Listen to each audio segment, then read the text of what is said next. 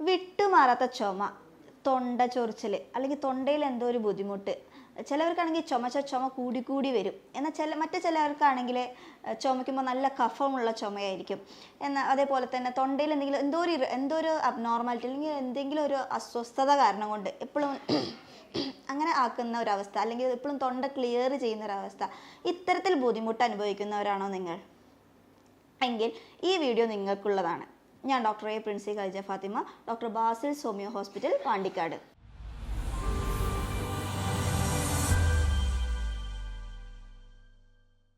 ചുമ എന്ന് പറയുന്നത് നമ്മുടെ ശരീരത്തിൽ എന്തെങ്കിലും അബ്നോർമൽ ആയിട്ടുള്ള അല്ലെങ്കിൽ എന്തെങ്കിലും ഒരു ഫോറിൻ പാർട്ടിക്കിൾ നമ്മുടെ ശരീരത്തിനകത്ത് കിടക്കുമ്പോൾ, അതും അല്ലെങ്കിൽ നമ്മുടെ ശരീരത്തിൽ എന്തെങ്കിലും വേണ്ടാത്ത സാധനങ്ങൾ ഉണ്ടാകുമ്പോൾ അത് പുറന്തള്ളാൻ വേണ്ടിയിട്ട് നമ്മുടെ ശരീരം ചെയ്യുന്ന ഒരു നോർമൽ റിഫ്ലെക്സ് ആക്ഷൻ അഥവാ ഒരു എതിർ പ്രവർത്തനമാണ് ചുമ എന്ന് പറയുന്നത്, അല്ലേ?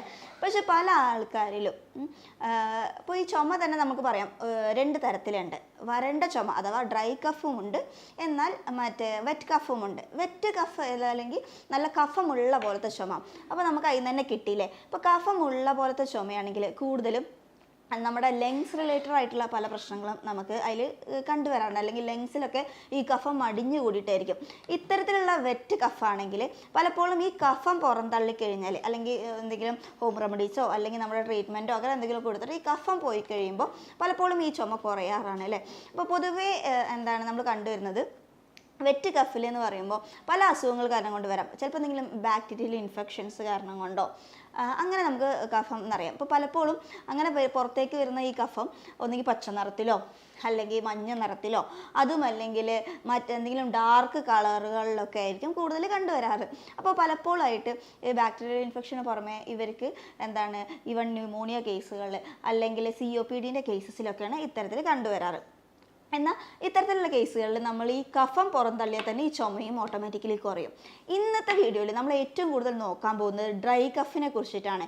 അത് പലപ്പോഴും വരാനുള്ള കാരണങ്ങളാണ്. പൊതുവേ ഈ ഡ്രൈ കഫ് എന്ന് പറയുമ്പോൾ പൊതുവേ ചുമ ആയിട്ട് തന്നെ ഉണ്ടാവണം എന്നില്ല, അല്ലേ? അപ്പോൾ അത് അങ്ങനെ വരുമ്പോൾ പലവരും ഇത് ശ്രദ്ധിക്കാതെ പോകാറുണ്ട്. ചിലപ്പോൾ നമ്മൾ കൂടുതൽ സംസാരിച്ചുകൊണ്ടിരിക്കുന്ന സമയത്ത് തൊണ്ടയിൽ എന്തോ ഒരു ഡ്രൈനെസ് ഫീൽ ചെയ്തിട്ട് ചില അല്ലെങ്കിൽ അങ്ങനെ ഒരു ടെൻഡൻസി ആയിരിക്കാം. ഇനി മറ്റു ചിലവരാണെങ്കിൽ അങ്ങനെ ചെയ്യുന്നൊരു ടെൻഡൻസി ആയിരിക്കാം. അല്ലെങ്കിൽ നമ്മൾ തൊണ്ട എപ്പോഴും ക്ലിയർ ചെയ്തുകൊണ്ടിരിക്കും. ഇനി മറ്റു ചിലവരാണെങ്കിൽ വല്ലപ്പോഴും ഒരു ഡ്രൈ കഫ് ആയിരിക്കും.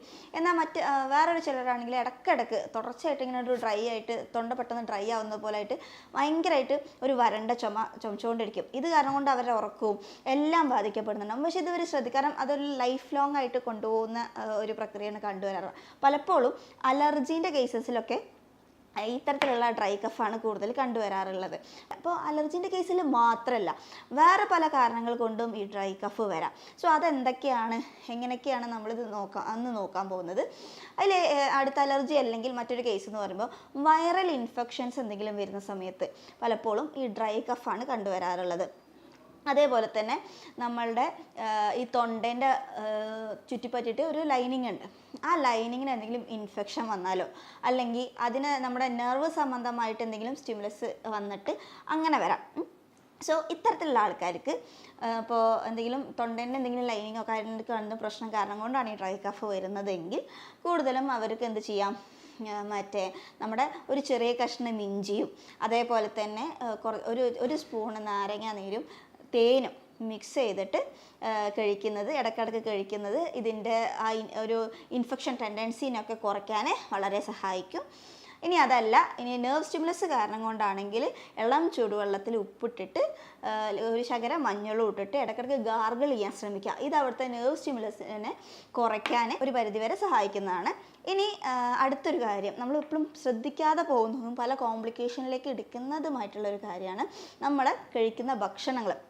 അമിതമായ ഭക്ഷണ രീതി കാരണം കൊണ്ടും ഡ്രൈ കഫ് വരാം. അത് എങ്ങനെയാണെന്നായിരിക്കുമല്ലേ ചിന്തിക്കുന്നത്. കാരണം ഇതുവരെ പറഞ്ഞതൊക്കെ നമ്മൾ പൊതുവേ കേട്ടിട്ടുള്ളതാണ്. പക്ഷേ എങ്ങനെ ഭക്ഷണ രീതിയും ചുമ ഉണ്ടാക്കുക എന്നുള്ളതാണ് നമ്മൾ പറയുന്നത്. അതിൽ നിന്ന് തന്നെ നമ്മൾ അമിതമായി ഭക്ഷണം കഴിക്കുമ്പോൾ, അമിതമായി കൊഴുപ്പ് അടങ്ങിയിരിക്കുന്ന ഭക്ഷണങ്ങൾ കഴിക്കുമ്പോൾ നമ്മുടെ വയറിന് ദഹനശേഷി കുറയാനുള്ള സാധ്യതയുണ്ട്. അതേപോലെ ദഹനശേഷി കുറയുകയോ അതല്ലെങ്കിൽ ആസിഡ് റിഫ്ലക്സ് കാരണം കൊണ്ട് കൂടിയിട്ട് ആസിഡ് റിഫ്ലക്ഷൻ കാരണം കൊണ്ട് ഇങ്ങനെ വരാം. അതെപ്പോഴാണ് പലപ്പോഴും ഉണ്ടാവുക എന്ന് വെച്ച് കഴിഞ്ഞാൽ നമ്മൾ കഴിക്കുന്ന ഭക്ഷണങ്ങൾ പോകുന്ന കുഴലില്ലേ, ഈസോഫാഗസ്, അതിൻ്റെ ഏറ്റവും താഴ്ഭാഗത്തായിട്ട് ഒരു സ്ഫിൻഡർ അഥവാ ഒരു വാൾവ് പോലെ ഉണ്ടാവും. ഇതിനെന്തെങ്കിലും പ്രോബ്ലം വരുന്ന സമയത്ത് നമ്മൾ കഴിക്കുന്ന ഭക്ഷണങ്ങളെല്ലാം പൂർണ്ണമായി നമ്മൾ കഴിക്കുന്ന ഭക്ഷണങ്ങളല്ല ചിലപ്പോൾ അവിടുത്തെ ആസിഡ് റിഫ്ലക്സ് കൂടിയിട്ട് ഇത് മുകളിലേക്ക് റീഗർജിറ്റേഷൻ ആവാനുള്ള സാധ്യത മുകളിലേക്ക് തിരിച്ചു വരും. അപ്പോൾ നമ്മുടെ തൊണ്ടേൻ്റെ അവിടെയൊക്കെ ഒരു പുളിച്ചതായിട്ടില്ലോ അല്ലെങ്കിൽ നമ്മുടെ തൊണ്ടേൻ്റെ അവിടെ ഒരു ഡ്രൈ ആവുന്ന പോലെ ഒരു ഇറിറ്റേഷൻസ്, അപ്പോൾ അങ്ങനത്തെ ആൾക്കാർക്കും ചുമ വരാം. സോ ഇങ്ങനത്തെ കേസ് അപ്പോൾ യഥാർത്ഥ കാരണം നമ്മൾ ശ്രദ്ധിക്കാതെ വിട്ട് യഥാർത്ഥ കാരണം കണ്ടെത്താതെ ഇരിക്കുമ്പോൾ പലപ്പോഴും ഇത്തരത്തിലുള്ള കേസസ് ട്രീറ്റ്മെൻറ്റ് ചെയ്യാതെ പോകുന്ന സമയത്ത് പലവർക്കും അല്ലെങ്കിൽ ഇത്തരത്തിലുള്ള ആൾക്കാരിൽ ഒരു കോംപ്ലിക്കേഷൻ ആയിട്ടോ എന്തോ ആയിക്കോട്ടെ ആയിട്ട് പലപ്പോഴും ഒന്നെങ്കിൽ ഗ്യാസ്ട്രിക് അൾസർ, വയറിൽ അൾസർ ഉണ്ടാവാം, അല്ലെങ്കിൽ മൈഗ്രെയിൻ്റെ പ്രശ്നം,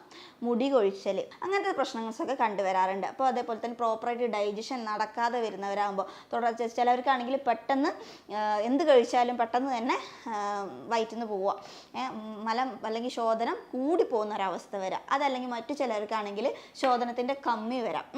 ഇത്തരത്തിലുള്ള പ്രോബ്ലംസൊക്കെ കണ്ടുവരാറുണ്ട്. അപ്പോൾ അങ്ങനെ വരുമ്പോൾ കോൺസ്റ്റിപ്പേഷൻ അഥവാ ശോധനം കമ്മിയായിട്ട് വരുന്ന ആൾക്കാർക്ക് അത് തുടർച്ചയായി പോയി കഴിഞ്ഞാൽ അവരിൽ എന്തായിട്ട് എന്തൊക്കെ കോംപ്ലിക്കേഷൻസ് വരാം ഒന്ന് ആലോചിച്ച് നോക്കൂ. പൈൽസ്, ഫിഷർ വരാനുള്ള സാധ്യത അല്ലേ? സോ അങ്ങനത്തെ പൈൽസ്, ഫിഷർ പോലത്തുള്ള സാധ്യതകളൊക്കെ വരാറുണ്ട്. അപ്പോൾ നമ്മൾ എന്താണ് കാരണം എന്ന് കണ്ടെത്തി, അതായത് നോർമലി ഞാൻ പറഞ്ഞല്ലോ ചില ഹോം റെമഡീസ് ഒക്കെ പറഞ്ഞു, അതൊക്കെ ചെയ്യുമ്പോൾ തന്നെ നോർമലി ഉള്ളത് കുറയും.